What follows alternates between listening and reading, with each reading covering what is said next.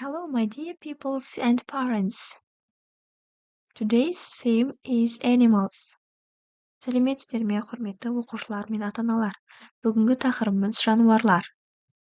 Elephant, піл. Snake, жылан. Penguin, пингвин. Our first task is look at the pictures. Which animal is a mammal, a reptile, a bird? Суреттерге қараңыздар. Сүтқоректі бауырмен жорғалаушы құс. Қайсы жануар? Біз соны анықтаймыз. Elephant. Бізде піл. Піл бізде сүтқоректі ме? Бауырмен жорғалаушы ма әлде құс па? Yes.